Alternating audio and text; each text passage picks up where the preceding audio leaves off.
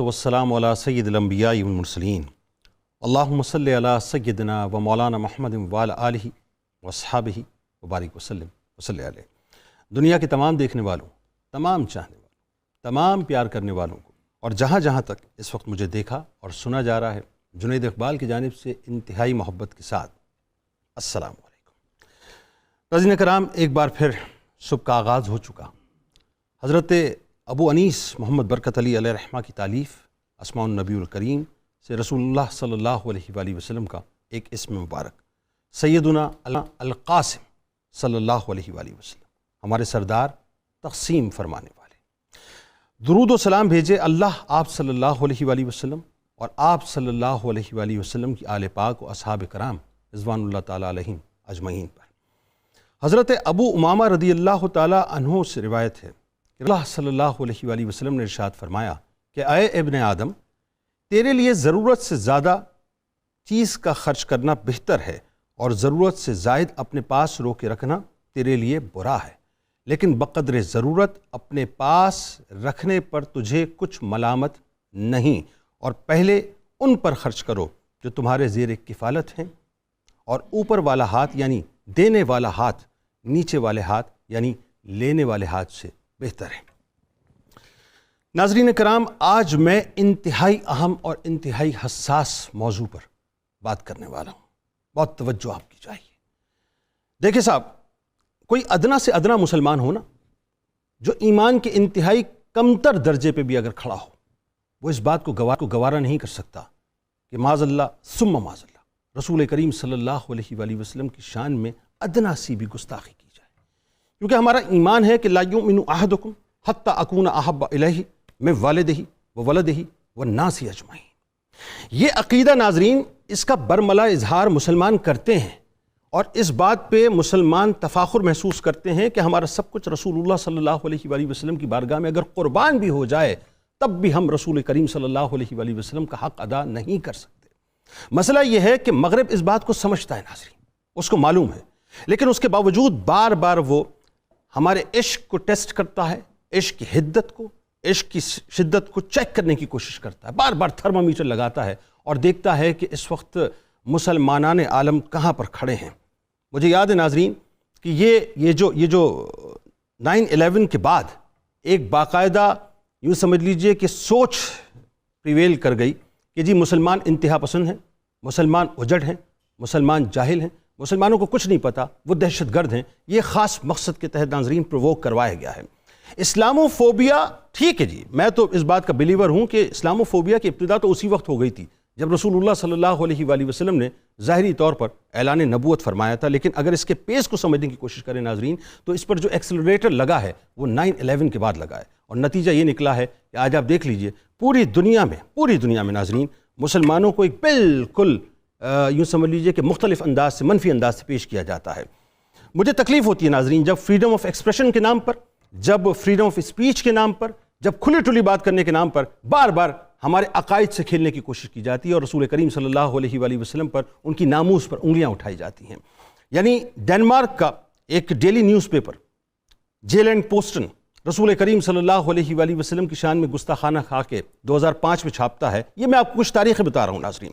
2008 में एक फिल्म बनती है जिसे कोई और नहीं बनाता, वही गीट विल्डर बनाता है, जो बार बार कैरिकेचर्स के मुकाबले करवाता है, और उस फिल्म फितना में नाज़रीन क्या कुछ दिखाया गया दुनिया जानती है। उसके बाद 2010 में टेरी जोन्स ने चर्च ऑफ फ्लोरिडा में बर्न आ कुरान डे मनाने की कोशिश की, यानी माज़अल्लाह कुरान को जलाने की कोशिश की। उसके बाद नाज़रीन 2010 में एक बार फिर यही मामला हुआ और draw a Mohammad day Facebook पे बाकायदा मनाने की कोशिश की गई। 2012 में एक फिल्म नाज़रीन रिलीज़ होती है, आपको याद होगा, जिसका नाम था इनोसेंस ऑफ मुस्लिम्स, जिसमें हमारी माँ, हमारी आल औलाद उन पर कुर्बान हो जाए, सैयदा आयशा सिद्दीक़ा रज़ियल्लाहु ताला अन्हा और रसूल करीम सल्लल्लाहु अलैहि वसल्लम को उसमें फिल्माया गया। जब हमने एहतजाज किया, जब हमने ये बताया कि ये वो सुर्ख लकीर है जिस पर मुसलमान अपनी जानों को कुर्बान करने को तैयार हैं, तो आपको याद है कि फ्रांस के अंदर 1 मिलियन लोगों ने फ्रीडम ऑफ एक्सप्रेशन के हक़ में बाकायदा यूँ समझ लीजिए कि मार्च किया और तहरीक चलाई कि जी हम ये काम करके दिखाएंगे, यानी वो रुके नहीं।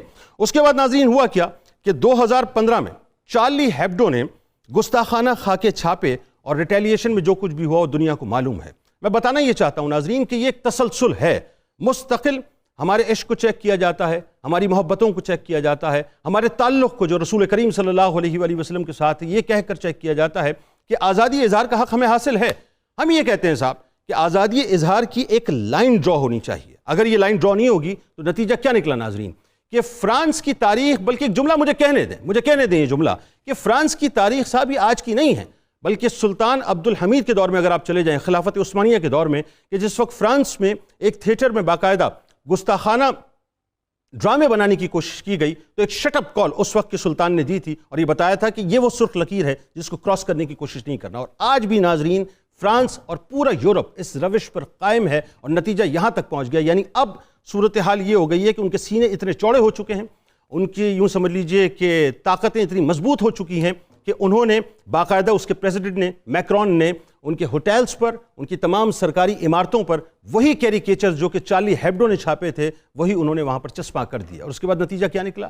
نتیجہ یہ نکلا صاحب کہ ہم نے صرف ایک مذمت کی، بس پوری مسلم امہ نے، یعنی 57 اسلامی ممالک نے ایک مذمت کی اور ان کو یہ بتایا کہ صاحب ہم اس کو قبول نہیں کریں گے۔ میں کہنا یہ چاہتا ہوں کہ بات مذمت سے تھوڑی آگے جانی چاہیے، کیونکہ یہ ہماری آپ کی جانوں کا معاملہ ہے، ہمارے آپ کے ایمان کا معاملہ ہے۔ ان کو یہ بتایا جانا چاہیے کہ رسول کریم صلی اللہ علیہ وآلہ وسلم کی شان میں کسی بھی قسم کی گستاخی کو ایک مسلمان برداشت کر نہیں سکتا۔ آپ کی آزادی وہاں پر جا کر ختم ہوتی ہے جہاں سے ہماری ناک شروع ہوتی ہے، اسی طرح سے ہم اس بات کے بلیور ہیں کہ ہماری آزادی وہاں جا کے ختم ہوتی ہے جہاں سے آپ کی ناک شروع ہوتی ہے۔ یہ طے ہو جانا چاہیے صاحب کہ جب جب حضرت عیسیٰ علیہ السلام کی بات آئے گی، جب جب موسیٰ علیہ السلام کی بات آئے گی تو ان کی ناموس کے لیے بھی مسلمان اسی انداز سے کھڑے ہوں گے جس انداز سے کھڑے ہونے کا حق ہے۔ تو جب ہم یوسف علیہ السلام، عیسیٰ علیہ السلام، موسیٰ علیہ السلام، سلیمان علیہ السلام، داؤد علیہ السلام کی شان میں گستاخی نہیں کر سکتے، جس کا ہم سوچ نہیں سکتے کیونکہ یہ ہمارے ایمان کا تقاضا ہے، تو پھر آپ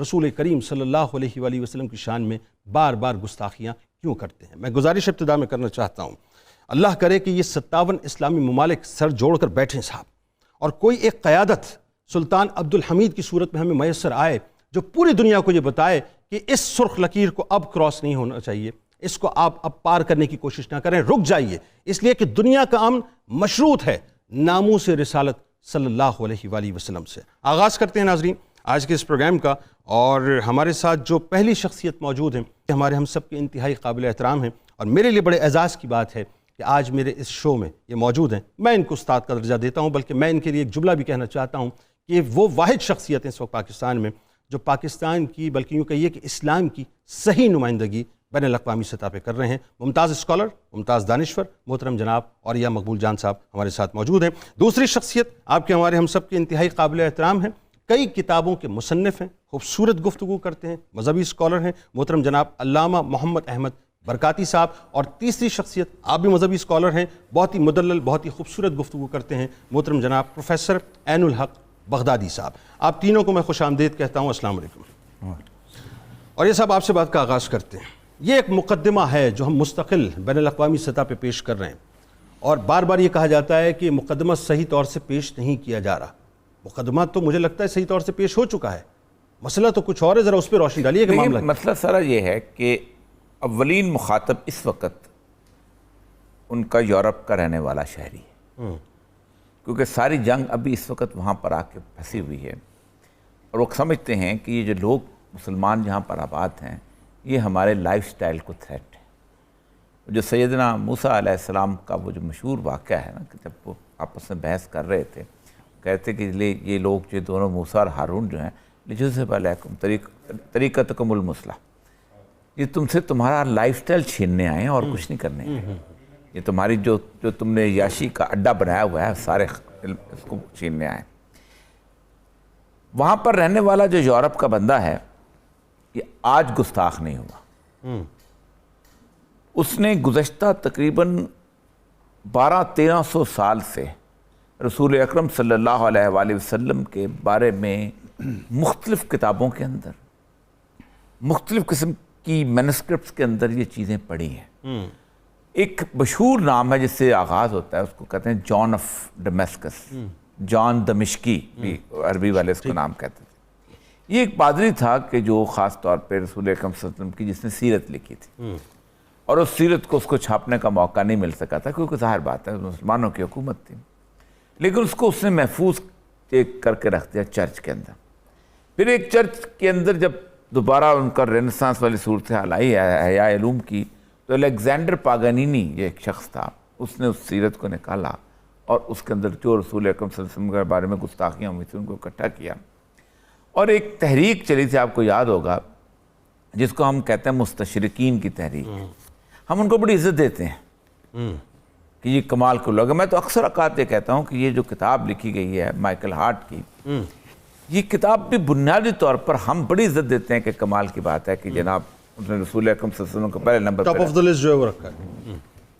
اس کے ساتھ اس نے ایک شرارت کی کہ میرے نبی سید الانبیاء صلی اللہ علیہ وسلم کو ناپنے کا پیمانہ اور نیوٹن کو ناپنے کا پیمانہ بھی ایک کر دیا. آئے ہائے ہائے ہائے, کیا نقطہ ہے.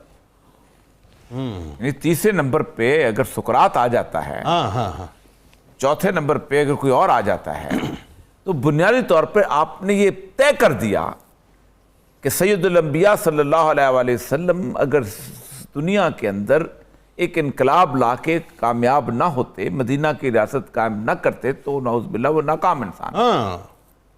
جبکہ اللہ کہتا ہے کہ قیامت کے دن ہزاروں پیغمبر ایسے ہوں گے جن کے پیچھے ایک امتی بھی نہیں ہوگا. ایسا ہی. تو ان سے زیادہ کامیاب کون ہے؟ ان سے تو یہ ہم سمجھتے ہیں کہ ایک نام اوپر لکھنے کے بعد اور اس کی کتاب کروڑوں میں بکنے کے بعد اس کے نیچے اگر گاندھی بھی چوتھے یا پانچویں نمبر پہ اس طرح کے دو ایک لوگ اور آ جائیں, یعنی آپ سیدنا عیسیٰ تیسرے نمبر پہ آتے ہیں, تو اس کا مطلب یہ ہے کہ یہ خاص طور پہ انہوں نے ایک یہ شرارت کر. اور پھر ڈفرنس کیا رکھا؟ میرے نبی کو ناپنے کا پیمانہ ہی کوئی نہیں. آئے ہائے ہائے, بے شک کوئی ہے ہی نہیں, ہوتا ہی نہیں. اور پھر سیکنڈ والی تو بات ہی نہیں, سیکنڈ والی بھی بات بالکل کوئی نہیں, اور اس لسٹ میں چیزیں ہی اور آنی چاہیے. تو ہمارا مسئلہ یہی ہے کہ بیسیکلی سیکولرزم کا جو بیسک خرابی یہی ہے کہ جب تک تمہارا نبی, جب تک تمہارا ولی, جب تک تمہارا کوئی صحابی دنیا کے معیارات کے مطابق کامیاب نہیں ہوتا, ہم اس کو سکسیسفل نہیں مانتے. یہاں سے خرابی شروع ہوئی, اور پھر اس کے بعد مستشرقین جو ہیں اسی لائن پہ چل پڑے. جی. اب بے شک واشنگٹن آئرونگ ہو, اسٹینلے لینڈپول ہو, جورجی زیدان ہو یا کوئی ہو, انہوں نے جو سیرت لکھی, وہ سیرت اس کے اندر جو انہوں نے 4 لفظ تعریف کے لکھے, اور پھر ساتھ ایک غلاظت کا ایک فقرہ جو ہے وہ لکھ کے دنیا کے حوالے کر دیا. آپ پاکستان کی کسی یونیورسٹی میں چلے جائیں, آکسفورڈ چلے جائیں, کیمبرج چلے جائیں, باقی جگہ چلے جائیں, چونکہ یہ تاریخیں لکھی گئی تھی 700-800 سال پہلے, تو ان کو کہتے ہیں these are the original sources. یہ تو اصل چیزیں ہیں. آپ حیران ہوں گے کہ سب سے پہلی سازش جو کی گئی مسلمانوں کے خلاف اس کے بعد جو بڑے پیمانے پہ ہوئی تھی, وہ آئی جب گٹنبرگ نے پریس ایجاد کیا 1465 میرا خیال 68 اس طرح کا تھا. تو تیسری کتاب جو چھپی تھی وہ قرآن پاک تھی, غلطیوں والا. آج بھی اس کا ایک نسخہ جو ہے وہ برٹش میوزیم کے اندر موجود ہے محفوظ. وہ قرآن پاک کا نسخہ لے کے انہوں نے پوری دنیا میں تقسیم کیا, اور دوسری انہوں نے ہماری تاریخوں میں سے وہ چیزیں جو کہ ہر بات ہے, تاریخ ہماری حدیث تو ہے نہیں, ہماری تاریخ تو ویسے ہی جیسے بالکل ٹھیک ہے, بالکل ٹھیک ہے. اس میں سے وہ چیزیں جو کہ بھری گئی تھیں وہ انہوں نے اس کی ایک کتاب تیار کی. بالکل ٹھیک. سلطان عبدالحمید اس وقت اس نے پہلے تو پورے کے پورے جتنے بھی قرآن پاک خریدے اور ان کو تلف کیا شرعی طور پہ. دوسرا اس نے یہ پابندی لگائی کہ ہر کتاب چھپ سکتی ہے, لیکن نہ قرآن چھپ سکتا ہے اور نہ حدیث پہ. ہاتھ سے لکھو. کیا بات, کیا بات. تو اللہ کا وہ وعدہ جو تھا اِنَّا نَحْنُ نَزَّلْنَا الذِّكْرَ وَإِنَّا لَهُ لَحَافِظُونَ, وہ پورا کیا. جہاں حفاظ نے پورا کیا, وہاں پرنٹنگ پریس کے مقابلے میں ان لوگوں نے پورا کیا. خواہ وہ التمش قرآن پاک لکھتا تھا, خواہ وہ اورنگزیب عالمگیر لکھتا تھا, خواہ وہ ہمارے علماء لکھتے, ہاتھ سے لکھ. جنید بھائی, میں تصور کرتا ہوں تو میں کانپ جاتا ہوں کہ میں فرانس میں رہ رہا ہوں, میں صبح نوکری پہ نکلتا ہوں اور ہر چوراہے پہ نبی کا کارٹون ہے. کیا نبی نے بتا نہیں دیا تھا تم یہاں رہو گے تو یہ ہوگا؟ کیا وارننگ دی تھی؟ میں کیسے گھر واپس آ جاتا ہوں اس میں. یہ ہے وہ اذیت. فرمایا تمہاری آگ اور مشرکین کی آگ دونوں واضح فرق نظر آنا چاہیے, لیکن نہیں ہے. لیکن نہیں.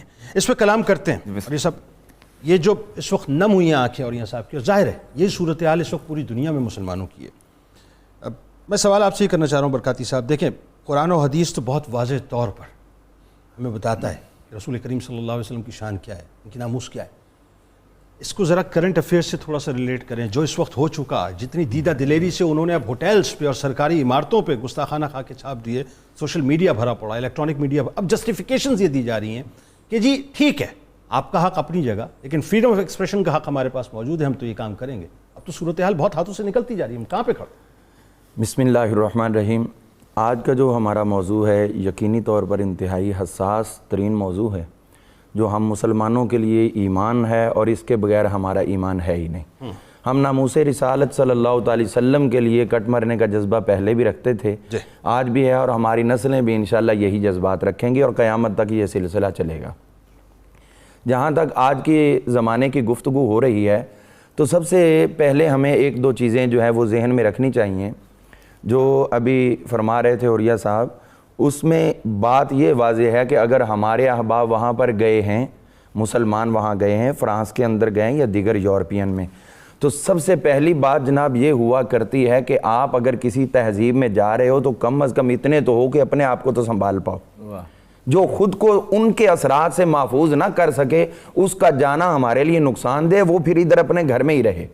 آپ اپنے دین کو اگر اچھی طرح سمجھتے ہو، اس دین کے نشیب و فراز کو جانتے ہو، وہاں آپ کے ساتھ ایسی قوم کا پالا پڑنے والا ہے جو آپ کی فکری مخالف بھی ہے، آپ کی اقتصاد کی بھی وہ مخالف ہے ہر حوالے سے. اب آپ نے ان سے کچھ لینا ہے اور ان کو کچھ دینا ہے. لینے کیا آپ گئے، آپ رزق کی تلاش میں گئے، اور دینا کیا آپ نے اپنی فکری سوچ دینی ہے. تو کیا وہاں جانے سے پہلے ہم نے اپنے دین کا مکمل مطالعہ کیا ہوا ہے؟ کیا اس کو اس نہج تک ہم پڑھ چکے ہیں کہ غیر مسلم کے سامنے ہم دین کے وہ نشیب و فراز پیش کریں اور وہ اس کو دل و جان سے قبول کرنے کو تیار ہو جائے؟ وہاں تو مسئلہ یہ ہے کہ ہم پاکستان کے اندر رہ کر جب ہم خود دین کو سمجھنا ہی نہیں چاہتے اور اس معاملے میں آ کے ہم جو ہے وہ کیلو کال کر کے اپنی راہ بچانے کی کوشش کرتے ہیں، جو طبقہ ہمارا اس پہ کام کرتا ہے اس کو ہم بنیاد پرست، اور یہ وہ پاکستان جیسے ملک کے اندر بھی نام دے کر ان کو کریٹیسائز کیا جاتا ہے. تو جناب باہر جا کر جو کچھ ہوتا ہے یہ کوئی نیا نہیں ہو رہا، اپنے ملک میں بھی یہی کچھ ہو رہا ہے. اچھا میرا بڑا سافٹ سا ایک اس پہ آرگومنٹ ہے کہ یہ بنیاد پرست جو لوگ کہتے ہیں اس میں کجی کیا ہے، مطلب اس سے بھاگتے کیوں ہیں لوگ؟ ہاں جی بھائی ہماری تو بنیادیں ہیں، جبھی تو ہم بنیاد اگر مطلب we are proud to be fundamental, بلکہ ہم تو شدت پسند ہیں، اشداء للکفار. بات یہ تو اب اس بات پہ آئیں گے کہ ہم نے اپنی بنیاد تو سمجھی ہی نہیں. یمن کے اندر ریکا ایک مقام تھا، وہاں پر جنگ ہو رہی تھی مسلمانوں کی اور کفار کی، اور جنگ کے درمیان سیز فائر ہو گیا، معاہدہ امن ہو گیا کہ اب ہم لڑیں گے نہیں، جو شرائط تھیں وہ ساری کی ساری. اب وہاں پر یہ ہوا کہ ایک مندک جو تھا غیر مسلم ان میں سے، اس نے حضور صلی اللہ علیہ وسلم کی گستاخی کی. اور یہ بات تاریخ کے اندر آج بھی موجود ہے. 1000 سال مسلمانوں نے ہندوستان پہ حکومت کی ہے، لیکن کبھی بھی رامائن اور گیتا اور ان کتابوں کی توہین نہیں کی. سوال ہی نہیں پیدا ہوتا. کبھی بھی ان کے کسی رام کے لیے مسلمانوں نے کبھی بھی کوئی ایسا کام نہیں کیا جو ان کے لیے دلی طور پر آزار کا باعث ہو. مسلمانوں نے جب بھی بات کی ہے وہ علمی مکالمہ کیا ہے، ان کے ذریعے ان کو قائل کیا ہے. اب یہ بات ادھر ہوئی، ان لوگوں نے یہ کام کیا کہ حضور کی گستاخی کی، تو حضرت غرفہ بن حارث جو حضرت اکرمہ بن ابی جہل ادھر آپ جو ہے وہ جنگ کر رہے تھے، تو اس وقت یہ ہوا کہ انہوں نے جب ان کی گستاخی سنی تو انہوں نے اس کو پکڑ لیا. تو اب وہ لوگ آگے جناب آپ کے اور ہمارے درمیان امن کا معاہدہ موجود ہے، لہذا آپ ان کو نہیں کچھ کہہ سکتے، ان کو چھوڑیں. حضرت غرفہ بن حارث نے کہا، اس وقت ادھر کے امیر جو تھے وہ حضرت عمر بن عاص تھے. یہ جو روایت میں عرض کر رہا ہوں یہ المعجم الکبیر کے اندر امام طبرانی نے بیان کی، معرفت الصحابہ میں امام ابو نعیم اور ابن عساکر وغیرہ سب نے یہ بیان کی. اب جب یہ وہاں پر معاملہ ہوا، انہوں نے کہا، حضرت غرفہ بن حارث کہنے لگے میں نہیں چھوڑوں گا، انہوں نے میرے مصطفیٰ کی گستاخی کی. اب ان کو پکڑ کے سپہ سالار اعظم جو ادھر تھے حضرت عمر بن عاص تھے ان کے پاس بھیجا گیا، انہوں نے انہیں طلب کیا. حضرت عمر بن عاص نے ایک بات کہی، غرفہ بن حارث آپ کو پتہ نہیں کہ ہمارا ان کے ساتھ امن کا معاہدہ ہے؟ تو حضرت غرفہ بن حارث نے تاریخی جملہ بولا، آپ فرمانے لگے حضور کی گستاخی کی شرط پر ہمیں دنیا کا کوئی امن کا معاہدہ قبول نہیں ہے، ہم حضور صلی اللہ علیہ وسلم کی ذات پہ تمام معاہدے اپنی ٹھوکر پہ رکھتے ہیں. حضرت عمر بن عاص نے ان کے اس استدلال کو قبول کیا اور اس کے بعد اس کو جو ہے وہ واجب القتل قرار دے کر آپ نے اس کو قتل کی سزا دی. میں تو یہ سمجھتا ہوں کیونکہ غلاموں کا طریقہ یہ ہوتا ہے کہ آقا نے جو ایگریمنٹ کر لیا غلام نے پورا کرنا ہے. تو میثاق مدینہ میرے آقا نے کیا نا, آپ کے آقا نے کیا ہے. نجران کے جو عیسائی تھے ان کو امان میرے آقا نے, آپ کے آقا نے دی ہے نا. اس میں ایک سوال یہ ہے بغدادی صاحب, اب تھوڑا سا بات ریلیونٹ کر کے ہم کرتے ہیں کہ اس وقت بنیادی طور پہ 57 اسلامی ممالک ہیں. وہی بات ہوئی کہ جی ایک باب اٹھا, ایک آواز اٹھی, مذمت کے بیانات ادھر سے بھی آئے, ادھر سے بھی آئے, ادھر سے بھی مذمت ہوئی, ادھر سے, اور اس کے بعد معاملہ رک گیا. میکرون اپنی جگہ کھڑا ہے, اس نے بہت ہی ٹرکی ایک بات کی, اس نے کہا جی میری اسٹیٹمنٹ کو مس کوٹ کیا گیا, لیکن بات یہ ہے کہ جی ٹھیک ہے آپ کا اپنا حق اپنی جگہ ہے, لیکن جو فریڈم آف ایکسپریشن کا معاملہ ہے وہ ہمارے ساتھ رہے گا. اب یہ فریڈم آف ایکسپریشن ڈیفائن کون کروائے گا؟ بسم اللہ الرحمن الرحیم. جنید صاحب بہت شکریہ. آج کا یہ بڑا حساس موضوع ہے اور بالخصوص ہمارے ایمان کا یہ تقاضا بھی ہے.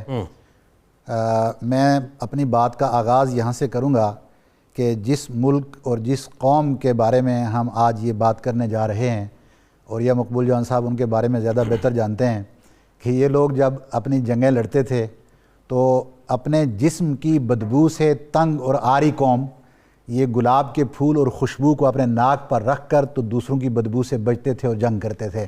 اور شاید یہی وجہ ہے کہ فرانس آج دنیا میں پرفیوم کے حوالے سے بڑا مشہور ہے.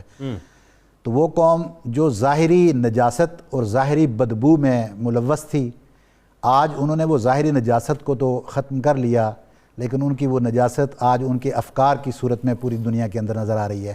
اچھا, آپ کا خیال ہے کہ یہ قوم کا مسئلہ ہے یا اس مائنڈ سیٹ کا مسئلہ ہے یا اس پلاننگ کا مسئلہ ہے جس کی بنت جو ہے وہ مستقل کی جا رہی ہے کہ جی یہ پوری دنیا کے اندر جو اسلام کا نقشہ ہے اس کو بدلا جائے, یا اس کی جو سوچ ہے, اس کا پرسیپشن ہے وہ تبدیل کیا جائے؟ بالکل ایسے ہی ہے کہ پوری یورپین جو دھرتی ہے وہ اس وقت اس بات کے اوپر متفق اور متحد ہے, اور یہی وجہ ہے کہ میں تھوڑا سا اگر اس کے اوپر مجھے اجازت دیں عرض کروں کہ وہ چھیڑتے کہاں ہیں آپ کو.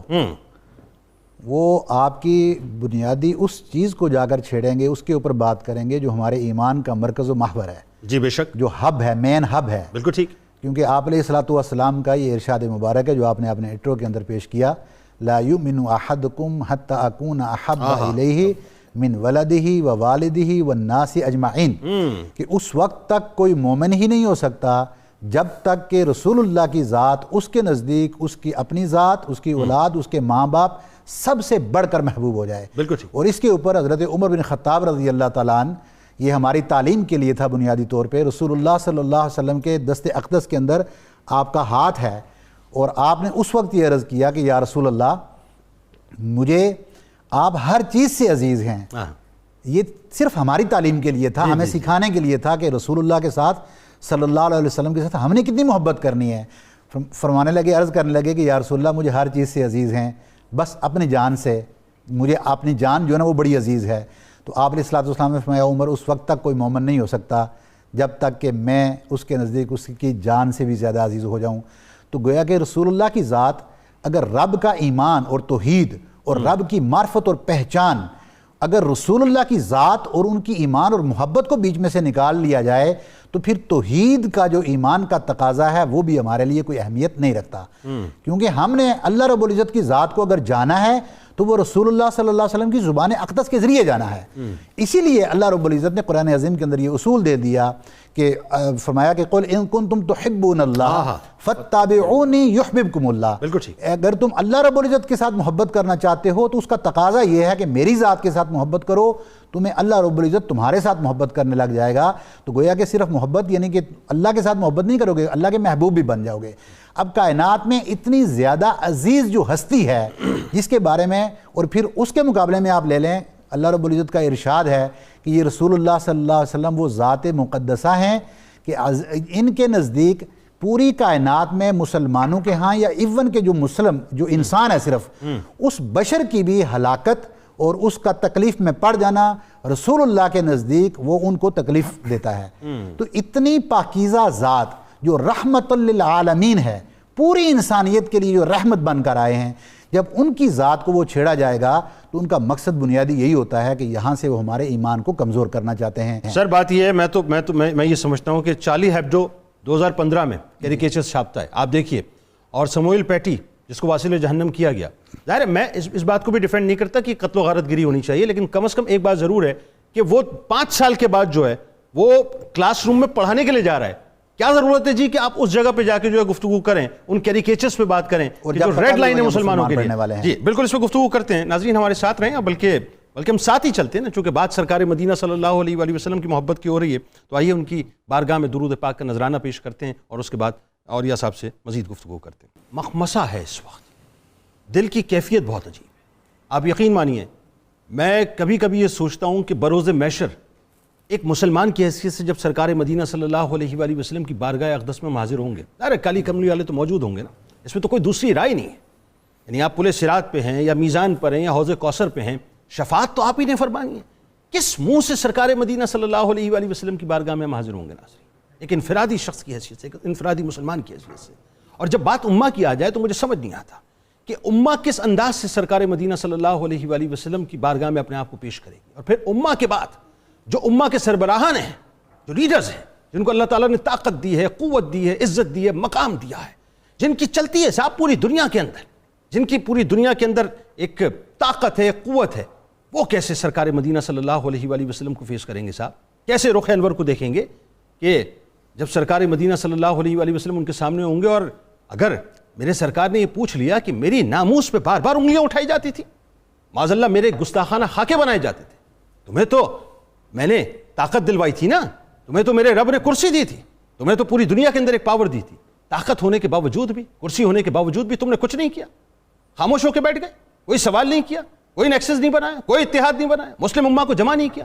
ناظرین ہم کیا جواب دیں گے رسول کریم صلی اللہ علیہ وآلہ وسلم اگر میرے سرکار نے یہ پوچھ لیا کہ وہ جو فرانس کا میکرون تھا, جب اردوان نے جس وقت اسے دماغی مریض کہا تھا اور اس نے اپنی عزت اور توقیر کی وجہ سے اپنے سفیر کو واپس بلا لیا تھا, تو اسے اپنی توقیر اور عزت کا پتہ تھا, کیا تمہیں میری توقیر اور عزت کا نہیں پتہ تھا, میری ناموس کا نہیں پتہ تھا؟ ناظرین ہم کیا جواب دیں گے رسول کریم صلی اللہ علیہ وآلہ وسلم کو؟ ہولوکاسٹ پہ وہ بات کرنا نہیں چاہتے, بات کریں تو صاحب ان کے لیے ریڈ لائن ہے, اور رسول کریم صلی اللہ علیہ وآلہ وسلم کی ناموس ریڈ لائن نہیں ہے, قرآن پاک کی بے حرمتی ریڈ لائن نہیں ہے, ہمارے عقائد ریڈ لائن نہیں ہے. یہ اب طے ہونا چاہیے کہ امہ کو بنیادی طور پہ ناموس رسالت کے حوالے سے کیا کرنا چاہیے. اور یا صاحب دیکھیں, ایک بات اہم ترین بات جو ہے وہ لا کے پرنسپل کے حوالے سے میں بات کر دوں. یہ جو آپ نے کہا اس کو قتل کیا گیا, لا کے اندر ایک لفظ استعمال ہوتا ہے سڈن اینڈ گریو پرووکیشن. کوئی شخص اگر دیکھتا ہے کسی ایسی کیفیت کو کہ جو اس کے جذبات کو برانگیختہ کرتی ہے اور وہ قتل کر دیتا ہے, تو دنیا کے ہر ملک میں وہ جرم نہیں ہے. پاکستان کی جو پی پی سی کے اندر جنرل ایکسیپشنز دی گئی ہیں ان میں سے سڈن اینڈ گریو پرووکیشن, آپ اپنے ماں کو تذلیل کرتے ہوئے دیکھتے ہیں اور آپ ایک شخص کو قتل کر دیتے ہیں, تو وہ قتل عمد میں شامل نہیں ہوگا.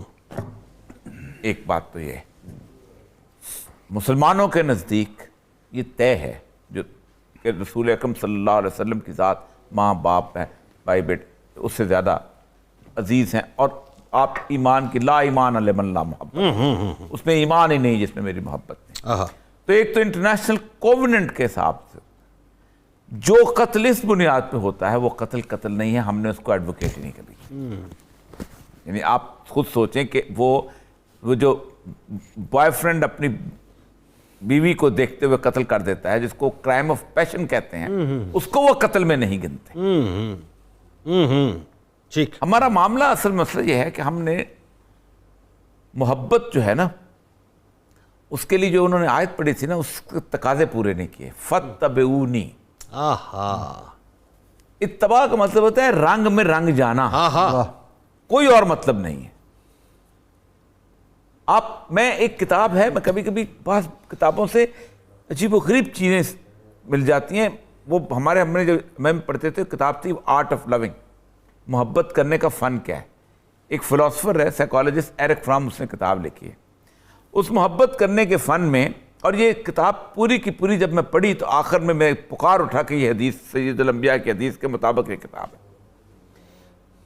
وہ کہتا یہ ہے کہ 4 مختلف درجات ہیں محبت کرنے کے. یہ آئیں گے نا تو پھر آپ کے سامنے خاکہ کوئی نہیں بنا سکتا, پھر آپ پکار اٹھیں گے. کیا بات ہے, کیا بات. پہلی ہے کہ وہ کہتا ہے پہلی سٹیج ہے علم کی, نالج. واہ. جس شخص سے آپ محبت کرتے ہیں اس کے بارے میں اپنے علم کا اضافہ کرتے ہیں. وہ کھاتا کیسے ہے, وہ پہنتا کیسے ہے, اٹھتا کیسے ہے, وہ چلتا کیسے ہے, وہ پھرتا, خوشبو کون سی پسند کرتا ہے, بچوں کے ساتھ کیسے رہتا ہے, بیویوں کے ساتھ کیسے رہتا ہے, لوگوں کے ساتھ اس کی زندگی, طرز تخاطب کیسا ہے, تمام تر معاملات کے بارے میں آپ علم حاصل کرتے ہیں. پھر ایک دن یہ دعویٰ کرنے لگتے ہیں کہ میں چونکہ وہ میرا محبوب ہے تو میں اس سے, مجھ سے زیادہ کوئی نہیں جانتا ہوگا اس کو. میں بہت جانتا ہوں, میں نے پڑھا ہے بھائی اس کے بارے میں. وہ کہتے ہیں جب یہ مقام آ جاتا ہے, جب آپ علم کے بارے میں, اس کے بارے میں جاننے کے بارے میں اپنے آپ کو سیر کر لیتے ہیں, اگلا مقام کہتے ہیں انڈرسٹینڈنگ کا آتا ہے. پھر آپ اشارہ سمجھنے لگتے ہیں, ایسا کر دیا تو ناراض ہو جائے گا, کیا اچھی بات ہے, ایسے چلا تو خوش ہوگا, ایسے. یہ انڈرسٹینڈنگ کا جو مقام ہے, اس مقام کے بعد وہ تیسری سٹیج کہتا ہے کہ پھر جب جو دو مقاموں سے آپ گزرتے ہیں تب وہ کہتے ہیں رسپیکٹ کا مقام آتا ہے. پھر آتا ہے کہ دور بیٹھا غبار میر اس سے, عشق بن یہ ادب. بھائی کیا بات ہے. پھر وہ کیفیت آتی ہے, پھر آپ کہتے ہیں اب تم اس کے خلاف کو بول کے دکھائے. یہ مقام کہتے ہیں جب یہ مقام آ جاتا ہے نا تو آخری کیٹیگری, اس کے اوپر میں حدیث آپ کے سامنے پیش کرتا ہوں کہ وہ پین لیتا ہے, تکلیف لیتا ہے. سید الانبیاء صلی اللہ علیہ وآلہ وسلم کو ایک صحابی وضو کروا رہے تھے, پانی ریت کی طرف جا رہا تھا, تو آپ نے کہا مجھ سے عشق کرتے ہو؟ کہا یا رسول اللہ آپ سے عشق کرتا ہوں. آپ نے دوبارہ پوچھا مجھ سے عشق کرتے ہو؟ آپ نے تیسری بار پوچھا. جب تیسری بار اس نے کہا ہاں, فرمایا جو مجھ سے عشق کرتا ہے اس کی طرف مصائب و آلام ایسے آتے ہیں جیسے پانی نشیب کی طرف جاتا ہے. آئے ہائے ہائے. لڑکی سے عشق ہو جائے, رات کی نیندیں حرام ہو جاتی ہیں, امتحان میں فیل ہونے لگتے ہو, گھر والے پاگل کہہ دیتے ہیں, کہتے ہیں اس نے تو کاروبار تباہ کر دیا. رسول اللہ صلی اللہ علیہ وسلم کو اللہ ایسے بغیر پین کے مل جائے. اللہ اللہ, ہم عشق کے مقام سے بہت دور ہیں بھائی. آئے ہائے ہائے ہائے ہائے.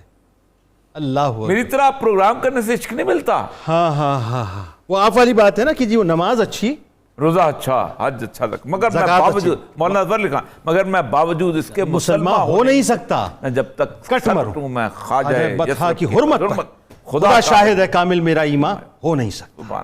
آئے ہائے, کیا کیا جائے. اور یہ صاحب یہ تو صورتحال بہت. سر سید الانبیاء صلی اللہ علیہ وسلم کی محبت پہلے پیدا کرو, کھڑے ہو, اس سطح پہ گزارو لوگوں کو. سر آپ ایک اداکار سے عشق کرتے ہو نا, تو اس کی طرح کے ہیئر سٹائل بنانا شروع کر دیتے ہو, اس کی طرح کے کپڑے, اس طرح کے ڈائلاگ, اس طرح کے چال چلنا شروع کر دیتے ہو. آپ کے دلوں میں بس, ہمارے دلوں میں رسول اللہ صلی اللہ علیہ وسلم نہیں بستے. آئے ہائے ہائے. ہم کس دنیا میں رہ رہے ہیں؟ ہم تو اپنی زندگی کے اندر 6 فٹ کے جسم کے اوپر بھی یہ ثابت کرنے کی بھی کوشش نہیں کرتے کہ ہم سید الانبیاء صلی اللہ علیہ وسلم سے عشق کرتے. اللہ اکبر. یعنی کہاں کھڑی امہ؟ سر بالکل نہیں. ہم امام مالک کا قول سچ ثابت ہوتا ہے. امام مالک سے عباسی خلیفہ نے پوچھا کہ توہین رسالت جس امت کے سامنے ہو رہی ہو تو کیا کرے؟ فرمایا اس امت کو اس دنیا پہ رہنے کا کوئی حق نہیں ہے, کوئی حق حاصل. ساری عزتیں برکاتی صاحب, آپ کا نام برکاتی ہے, ساری برکتیں, ساری عزتیں, ساری رفتیں, سارا مقام نالین پاک سے جو لگی ہوئی مٹی ہے نا, مٹی ان ذروں کا صدقہ ہے. اور عالم یہ ہے کہ آج ہماری گناہگار آنکھیں پھٹ نہیں جاتی, ہم نابینا نہیں ہو جاتے کہ معاذ اللہ ثم معاذ اللہ رسول کریم صلی اللہ علیہ وآلہ وسلم کی شان میں ہم گستاخیاں سن بھی رہے ہیں اور گستاخانہ کھا کے دیکھ بھی رہے ہیں اور کچھ نہیں کر سکتے. اس میں سب سے بڑی بات تو یہی ہے کہ جو ہم دل میں حضور صلی اللہ علیہ وسلم کی محبت کا دم بھرتے ہیں تو آہستہ آہستہ آہستہ وہ جو اقبال نے کہا تھا کہ وہ فاقہ کش جو موت سے ڈرتا نہیں ذرا, روح محمد اس کے بدن سے نکال دو. یہی تو نکالنے کی کوشش کر رہے ہیں. وہ کوشش کر رہے ہیں, اور ہمیں بھی تو اقبال نے جھنجھوڑ کے یہ بات سمجھائی کہ یہ نقطہ سیکھا ہے میں نے ابو الحسن سے کہ جان مرتی نہیں مرگے بدن سے, چمک سورج میں کیا باقی رہے گی گر وہ بیزار ہو خود اپنی کرن سے. ہم خود اپنے دین سے بیگانہ ہیں, ہم اپنے نبی سے بیگانہ ہیں.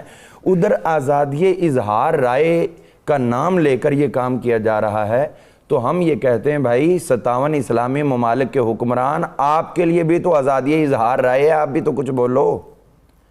ان کے تو بچے بچے کو حقوق حاصل ہیں، آپ حکمران ہو، آپ کو یہ حقوق کیوں نہیں حاصل کہ آپ اپنے محبوب کریم صلی اللہ علیہ وسلم کی عزت و حرمت کی جو انہوں نے پامالی کی ہے اس کی بحالی کے لیے، اس کے تحفظ کے لیے آپ کے اندر منہ میں بھی تو اللہ نے زبان دی ہے۔ اگر دنیا کے کسی بھی مسلم ملک کے اندر اس حکمران کے خلاف کچھ لوگ اٹھیں اور احتجاج کریں تو وہ ان کو پکڑنا، گرفتار کرنا، پابند سلاسل کرنا اپنا حق سمجھتا ہے۔ اپنے تحفظ کے لیے تو یہ سب کچھ کرتے ہو، تو رسول اللہ صلی اللہ علیہ وسلم کے تحفظ کے لیے کیا کچھ تمہیں کرنا چاہیے؟ 7.5 ارب کی آبادی میں 1.5-2 ارب مسلمان ہیں، اور 1.5-2 ارب مسلمان مطلب آپ دیکھیے طاقت کے اعتبار سے زیرو ہیں، زیرو کچھ بھی نہیں ہے۔ اور سب سے بڑی بات یہ کہ ہم تو ان کی جو ہے وہ تجارتی منڈی ہیں۔ ہاں، آجر اور اجیر کے درمیان جو ایک رشتہ محبت ہوتا ہے انہوں نے تو اس کو بھی پامال کر سر معذرت کے ساتھ غلام ہے، غلام ہے، غلام در غلام غلام ہے۔ بہت کھل کے میں بات کر رہا ہوں، غلامی در غلامی اور کچھ بھی نہیں۔ حضرت سیدنا عمر فاروق رضی اللہ عنہ کے سامنے ایک شخص لایا گیا جس نے کسی اور نبی کی گستاخی کی، تو آپ نے اس کو گرفتار کر کے حکم دیا، فرمایا من سب اللہ او احد من الانبیاء، جس نے اللہ کی توہین کی یا انبیاء کرام میں سے کسی ایک کی بھی کی، ایک کو بھی کو برا کہا، تو آپ نے فرمایا فقتلوہ، اس کو قتل کرو۔ تو یہ حکم ہے، ہم صرف حضور صلی اللہ علیہ وسلم کی حرمت کے ہی محافظ بننے کے لیے عرض نہیں کر رہے، ہم تو 1,24,000 انبیاء کرام علیہ السلام کی عزت و آبرو، اس کی حرمت کے لیے کہتے ہیں۔ ہم جب بھی لفظ بولتے ہیں، حضرت عیسیٰ علیہ السلام کا لفظ بولتے ہیں، ہم سیدنا عیسیٰ، ہمارے سردار عیسیٰ، سیدنا موسیٰ، ہمارے سردار موسیٰ، جب ہم سب کو اپنا سردار مانتے ہیں تو ہم یہ نہیں کہتے کہ تم انہیں سردار مانو، اتنا تو کرو کہ تمہاری زبانیں تو ادھر سے خاموش ہوں، نہیں تو کچھ اتنا ہی سمجھ لو کہ ہم تمہارے مالوں کے گاہک ہیں، تو گاہک کی دل آزاری دکاندار کی کرنا یہ کوئی مناسب نہیں ہوتا، تو کم از کم جو تم ہمارے ذریعے کمائیاں کر کے ہم پہ راج کر رہے ہو تو اس کے لیے ایک انسانیت کے طور پہ ہی تم غور کر لو جس کا تم دم بھرتے ہو۔ لیکن ہم یہ سمجھتے ہیں کہ دنیا کے اندر یہ سب سے بڑا پرفریب نعرہ دیا گیا، آزادی اظہار رہے گا، ورنہ وہ میکرون ہو یا کوئی اور، کوئی جا کے اس کی سیٹ پہ بیٹھے تو ہم دیکھتے ہیں کہ کیسے یہ برداشت نہیں کرتے۔ یہاں پہ حقوق انسانی کیوں نہیں ہے؟ ہم اس بات پہ آگے چلتے ہیں۔ نبی کریم رؤوف الرحیم صلی اللہ علیہ وسلم آپ کی عزت و آبرو کے لیے اگر ہم یہ دیکھتے ہیں کہ حضرت سلطان محمود غزنوی جیسی شخصیت وہاں جا کر لوگوں کو مشکیزہ اپنے کاندھے پر اٹھا کر جو زائرین ہیں ان کو پانی پلا رہے ہیں، اتنے بڑے بڑے حکمران سمجھتے ہیں کہ ہماری عقلیں، ہماری فہمیں حضور کے قدموں پہ جو ہیں وہ ختم ہو چکی ہیں۔ اور پھر دیکھیے حضرت سلطان صلاح الدین ایوبی کا دور اگر یہ واپس لانا چاہتے ہیں تو ہم اپنے ناظرین کو یہ بتاتے ہیں کہ وہ جو شخص جس نے حضرت سلطان صلاح الدین ایوبی کو ایک پنکھا پیش کیا تھا اور وہ کھجور کے پتوں کا بنا ہوا تھا، تو جب وہ پنکھا پیش کیا گیا تو اس کے اوپر لکھا ہوا تھا یہ وہ تحفہ ہے جو اس صلاح الدین ایوبی کو بھی اس سے پہلے نہیں ملا، اس کے باپ کو بھی نہیں ملا، اس کے دادا کو بھی نہیں ملا۔ انہوں نے دیکھا تو ناراض ہو گئے، بھی یہ کون سا پنکھا ہے جو مجھے اس سے پہلے نہ ملا، کھجور کے پتوں کا بنا ہے۔ انہوں نے کہا الٹا کے دیکھیے، جب دوسری طرف دیکھا تو وہاں لکھا ہوا تھا کہ میں اس کھجور کے پتوں سے بنا ہوں جو کھجور کا درخت آقا کریم علیہ السلام کی تربت اطہر کے سامنے ہوا ہے، روز و شب حضور کے نظارے لیتا ہے۔ اب انہوں نے وہ پنکھا اپنی آنکھوں پہ رکھا اور رونے لگ گئے اور کہنے لگے واقعی ایسا تحفہ نہ اس سے پہلے مجھے ملا، نہ میرے باپ کو ملا، نہ میرے دادا کو ملا۔ تو اگر تم ان کے وارث ہو تو پھر یاد رکھیں مسلمان بھی صلاح الدین ایوبی کے ہی وارث ہیں۔ تو یہ محبتیں جو حضور کی ہمارے دلوں میں یہ نہ نکالی جا سکتی ہیں۔ اپنی آنے والی نسلوں کا سوچو، فرانس ہو یا کوئی اور، اپنے آنے والی نسلوں کا سوچو، تم ان کے لیے کیا آج بو رہے ہو؟ آج آزادی اظہار ہے لیکن مسلمانوں کا ضمیر وہ نہیں ہے جو تم لوگوں کا ہے۔ اسلام جو ہے وہ ایک سلامتی کا مذہب ہے، ہم خود سلامت رہنا چاہتے ہیں اور دنیا کو سلامت رکھنا چاہتے ہیں۔ کوئی دوسری رائے نہیں ہے۔ میں آپ سے ایک بات عرض کروں بغدادی صاحب، بہت ہی کمال، برکاتی صاحب بہت ہی خوبصورت گفتگو، اور بغدادی صاحب میں آپ سے ایک سوال یہ کرنا چاہ رہا تھا اس میں بنیادی طور پہ کہ دیکھیں اس میں کوئی دوسری رائے نہیں ہے۔ ہم بار بار ایک مقدمہ اپنا پیش کرتے ہیں کہ اسلام پرامن مذہب ہے۔ ہاں صاحب ہم پرامن ہیں، ان کو پتہ ہے ہم پرامن ہیں، مسئلہ کچھ اور ہے۔ مسئلہ یہ ہے کہ ایک عام آدمی، ایک عام مسلمان جسے آپ کہتے ہیں، اب جو بات اور یہ سب فرما رہے تھے نا، وہ جو محبت کی حدت اور شدت اور اس کی لو کو جلانا، اس کی شمع کو روشن کرنا، ناموس رسالت کی محافظت کی جو پروانگی ہے نا، اصل میں اس قبیل کے اندر اپنے آپ کو شامل کرنا ہے۔ اصل بات یہ ہے، تو ہر شخص کی ذمہ داری بننی کیا ہے یہ بتائیے۔ جی بیسیکلی تمام جتنی بھی شرائع ہیں سابقہ شریعتوں کے اندر بھی انبیاء کرام کی حرمت کو واجب قرار دیا گیا ہے، اور اس کے ساتھ ساتھ انبیاء کی توہین کے حوالے سے، توہین رسالت کے حوالے سے ان شریعتوں کے اندر بھی یہ قوانین موجود ہیں کہ جو بھی وہاں پر بھی اس کی خلاف ورزی کرے گا اس کی سزا واجب القتل وہ موجود ہے، اور وہ موجود ہے شرع۔ یعنی یورپی عدالت جو ہے ورڈکٹ اپنا دے چکی کہ جی پروفٹ محمد صلی اللہ علیہ وآلہ وسلم کی گستاخی جو ہے وہ فریڈم آف ایکسپریشن نہیں ہے، لیکن اس کے باوجود وہ اس کو فالو نہیں کر رہے۔ اب کیا کیا جائے بتائیے؟ اچھا، اس میں ایک عرض کروں گا کہ جب اللہ رب العزت نے بھی یہ واضح الفاظ کے اندر قرآن عظیم کے اندر ہم مسلمانوں کو بھی یہ اصول دے دیا، فرمایا کہ ان الذین یؤذون اللہ ورسولہ لعنہم اللہ فی الدنیا والآخرہ، کہ جو بھی شخص رسول اللہ صلی اللہ علیہ وسلم اور اللہ کی ذات کو اذیت پہنچائے گا، اللہ کی ذات کی اذیت رسول اللہ کی اذیت ہے۔ اب رسول اللہ صلی اللہ علیہ وسلم کی ایک اذیت مسلمانوں کی طرف سے ہے کہ جب ہم رسول اللہ کے دین سے منحرف ہو گئے اور آپ کی سنت سے دور ہو گئے اور جو کچھ آپ نے فرمایا تھا وہ ہم نہیں کر رہے، ایک یہ اذیت ہماری طرف سے ہے۔ ایک یہ اذیت ہے کہ پوری دنیا کی طرف سے جو رحمت للعالمین ہیں ان کی شان میں جب گستاخی کی جاتی ہے تو وہ رسول اللہ صلی اللہ علیہ وسلم کی اذیت ہے۔ ہمارا فرض یہ بنتا ہے کہ جو اوریہ صاحب نے جس طرف اشارہ کیا تھا کہ جو قرآن عظیم کے اندر ہماری جو صفت بیان کی گئی تھی وہ یہ تھی کہ محمد الرسول اللہ والذین معہ اشداء علی الکفار رحماء بینہم، ہماری تعریف یہ کی گئی تھی کہ ہم آپس میں ایک دوسرے کے لیے رحمت والے ہیں، مودت والے ہیں، محبت والے ہیں، امن والے ہیں، سلامتی والے ہیں، اور ہم کفار کا جب مقابلہ آ جائے گا تو اس وقت ہمارے اندر شدت ہوگی، ہم پوری شدت کے ساتھ ان کو اس بات کا جواب دیں گے۔ ہمارے تو صرف خطبوں میں بھی انٹرپریٹیشن ڈیفرنٹ ہونے لگ گئی۔ قابل افسوس امر یہ ہے کہ قرآن کی اس آیت کے آج ہم خلاف چل رہے ہیں۔ آج اگر آپ دیکھ لیں تو پوری مسلم امہ اور ہم آپس میں ایک دوسرے کے لیے اشداء ہیں، آپس میں ہم ایک دوسرے کے لیے سخت دل بن چکے ہیں۔ آج ہم مسلمان ہو کر ایک دوسرے کو برداشت نہیں کر رہے، آج ہم آپس میں بیٹھ کر بھی ایک دوسرے کو مسلکی اور مذہبی منافرت کے اندر لے کر ہم ایک دوسرے کے ساتھ بات نہیں کرتے، لیکن اس کے مقابلے میں آپ لے لیں تو کفار کے ساتھ ہم امن کے راستے پر بیٹھے ہوئے ہیں، وہاں پر ہم ان کے لیے محبت کے پہلو اپنے دامن کے اندر جاگزیں کیے ہوئے ہیں۔ تو گویا کہ جب ہم نے اسلام کو بچانا ہے، رسول اللہ صلی اللہ علیہ وسلم کی محبت کو بچانا ہے، تو اس کا یہ تقاضا بنتا ہے کہ ہم اشداء ان کے لیے بن جائیں، رحماء اپنے لیے بن جائیں۔ تو پھر یہ تقاضا ہوگا، ایک اس کا انفرادی پہلو ہے، انفرادی سطح پر بڑی تفصیل کے ساتھ اوریہ صاحب نے جس کے اوپر بات کی کہ ہم نے اس دین کو اپنانا ہے جو رسول اللہ کا ہے، اور دوسرا اس کا اجتماعی پہلو ہے کہ اجتماعی سطح کے اوپر پوری مسلم امہ نے مل کر اس ریاست مدینہ کے ماڈل کو اپنانا ہوگا۔ یہ خاکہ اس طرح کا بنائیں، آپ رسول اللہ صلی اللہ علیہ وسلم کی ریاست کا خاکہ پیش کریں، یہ ہمارے حکمرانوں کا اور ہمارا مل کر یہ فرض بنتا ہے، اور ہم سیرت رسول صلی اللہ علیہ وسلم کو اپنا کر اس کے خاکے کو ان کے سامنے پیش کریں کہ آپ تو یہ خاکے بناتے ہو، اصل خاکہ تو یہ ہے کائنات کے اندر۔ جب ہم اس کے اوپر عمل کریں گے تو یقیناً بات یہ ہے کہ خاکے تو خاکیوں کے ہوا کرتے ہیں، نوریوں کے کیا خاکے ہوں گے، اور خاک میں مل جائیں گے خاکے بنانے والے۔ بہت شکریہ آپ تشریف لائے، خاص طور پہ اور یہ سب آپ کا بہت شکریہ آپ تشریف لائے۔ ناظرین کرام، آئیے مل کے ایک بار پھر سرکار مدینہ صلی اللہ علیہ وآلہ وسلم کی بارگاہ اقدس میں درود پاک کا نذرانہ پیش کریں۔ ایک بار پھر میں حاضر خدمت، اور اس آخری سیگمنٹ میں ہمارے ساتھ ملک کے معروف شناخواں جناب محمد فیصل نقشبندی صاحب بھی تشریف فرمائیں، آپ کو بھی خوش آمدید۔ آئیے جناب چلتے ہیں کتاب الشفا کی جانب، اور آج وبائی امراض سے محفوظ رہنے کا عمل آپ کے سامنے پیش کرتا ہوں۔ جو شخص روزانہ کسی بھی وقت سورہ قاریہ کی 100 بار تلاوت کا معمول بناتا ہے تو وہ ہمیشہ کے لیے وبائی امراض سے محفوظ رہتا ہے انشاءاللہ۔ بس یہ ذہن میں رکھیں کہ اول و آخر درود پاک لازمی پڑھیں۔ ناظرین کرام، حضرت بابا فرید الدین گنج شکر رحمۃ اللہ علیہ کا قول مبارک ہے کہ جس دل میں اللہ تعالیٰ کا ذکر جاری و ساری رہتا ہے وہ دل ہمیشہ زندہ رہتا ہے، اور شیطانی خواہشات اس پر غلبہ نہیں پا سکتی۔ بس جاتے ایک اور بات عرض کرنا چاہتا ہوں کہ اپنے دلوں کو اللہ کے ذکر سے اور رسول اللہ صلی اللہ علیہ وآلہ وسلم کی محبت سے سرشار کر لیجئے صاحب۔ یہ جو عشق مصطفیٰ صلی اللہ علیہ وآلہ وسلم کی شمع ہے نا، اس شمع کو روشن رکھیے گا، اور پروانوں کی طرح اس کے گرد بس گھومتے رہیے گا۔ ہمارا کام ہے صرف اس کے گرد گھومنا۔ یاد رکھیے کہ یہ جو شمع ہے یہ آپ کو دنیا میں تو روشن کرے گی، آخرت میں بھی انشاءاللہ ممتاز کر دے گی۔